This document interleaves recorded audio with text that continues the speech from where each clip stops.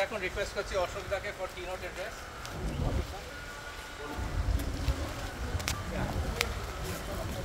This is a very sensitive matter.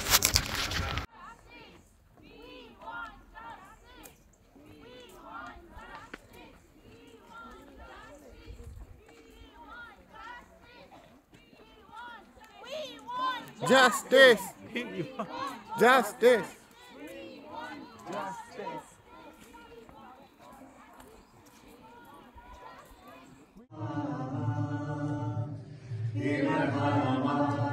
নয় শুধু একার বিপ্লবী তিলোত্তমা করেছে অঙ্গীকার, লুটিয়েছে প্রাণ তাই করেছে গান, করছে প্রার্থনা বিপদ না যাচ্ছে বলিদান।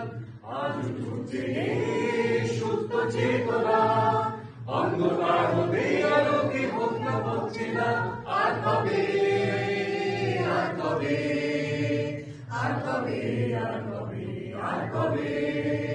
আমিও একজন মা, আমার মেয়েও এখানে হাসপাতালে কাজ করে, তারও লেট শিফট হয়, কিন্তু আমি এখানে শান্তিতে ঘুমাতে পারছি, কিন্তু আজকে তিলোত্তমার মা পারছে না।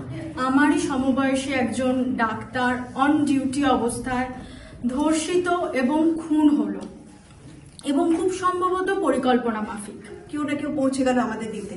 কেন এই দেশে আমরা বাইরে বিদেশে যখন থাকছি, আমাদের ছেলেমেয়েরাও বড় হচ্ছে, ওই তারা তো এমনি ভয় পায় না, তাহলে আমরা ভারতে এরকম ভয় নিয়ে কেন বড় হব? আমাদের দফা এবং দাবি একটাই, যে আমরা তিলোত্তমার সুবিচার চাইছি এবং খুব দ্রুত এবং সঠিক বিচার চাইছি।